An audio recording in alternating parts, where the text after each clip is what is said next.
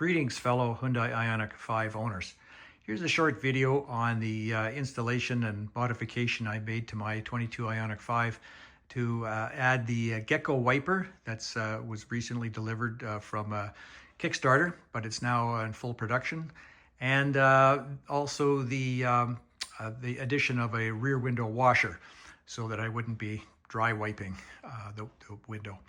Anyway, just quickly on the wiper itself, a pretty sturdy unit. I'm quite impressed with it. It goes on by suction, a little pump there to hold it on, and it also is firmly held in place by a backup powerful magnet. They say that, here's the magnet here, it's quite powerful, and they say that either one of them would be enough to hold it on, but it's doubly secure this way.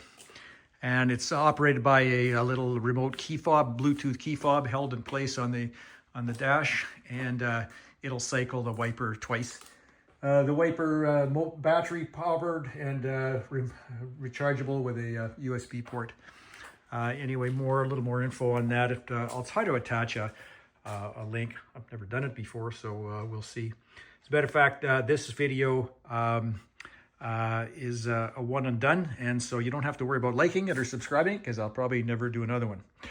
The heart of the unit, of the washer itself, is this pump, and it is installed in a left kick pad down here, and it's just a simple marine pump from Amazon, 1/2-inch ports in and out.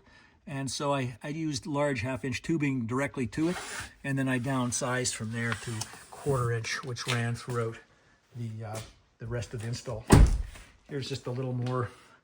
Again, I'll try to attach a link, but this is what the pump looked like, and a little more information on it as well. So the tubing that I use, as they say, started off with 1/2-inch.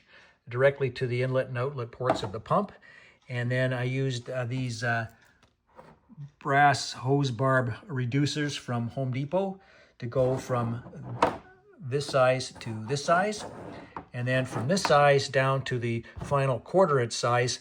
I just used liberal dabbing of goop, marine goop, and just slathered it on and stuck it in about 1 inch, and it's good and secure and waterproof. So that gets it down to its final size. And I used a larger wire like this to just fish it through some of the crevices. So that is the material.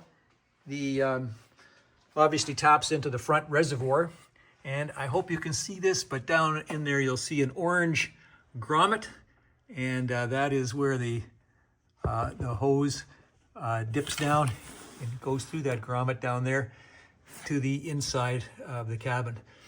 I just had to poke it with a sharp thing and stuck it through so it's nicely sealed. It comes into the reservoir here and down to the lower portion of the reservoir. And the pump easily sucks the fluid with hardly any pressure at all.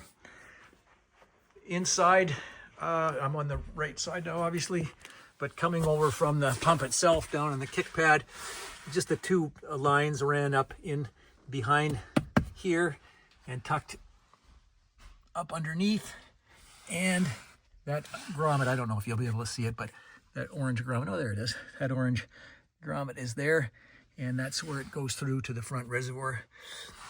And coming out from that, it comes through I had to take the side kick panel off, and pretty easy to do that. And then just peel back the weather stripping here, and I just fished it underneath the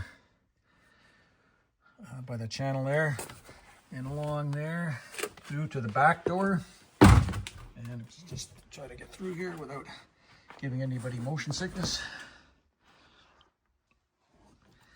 Along from the back, same idea, underneath here, didn't even have to take that off. Up the pillar here, and up into the rear, and then over from there it comes through this grommet here, this seal. This peels off here, clips up there, and the hose comes up through there and up here and into the lid, the deck lid itself. And then all you have to do is take this one panel off. That pops off, pries off pretty easily with several clips, and then you have access to move the hose over, and it comes along to this ridge back here where you have to drill one simple hole to route the tube through the exterior of the car. Once this panel is off, you can take the air deflector off. There's 5 nuts along the way here. This grommet has to come off to access one of them.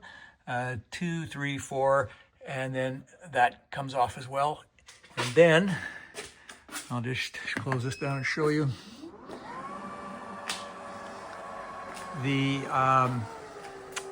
Once those are off, then there are 3 tabs, 1, 2, 3 tabs under there that just pry off, just the simple plastic pry levers. And then this whole thing comes off. And then, as they say, there's on this vertical surface here, you just drill one hole through there and then a corresponding hole through this black part here. And there's my, see it there? Yeah, there's my tube there. And I've got it angled slightly this way so the fluid runs down here onto the wiper, and then I can distribute it properly so it's not dry wiping. The pump is fairly effective. 2, maybe 3 short pumps with your left foot, and you can time it properly so that it hits the wiper just when you want it. So it's fairly economical, doesn't waste a lot of fluid like some electric pumps do. And I obviously use antifreeze, so it winter fluid, so it won't freeze in the lines. But so far so good, and I'm quite impressed. I hope that helps folks that might be considering that, because it's if you're moderately handy with any kind of DIY projects, this is pretty simple to do, and I think quite effective. So hope you enjoyed that. Thanks for watching.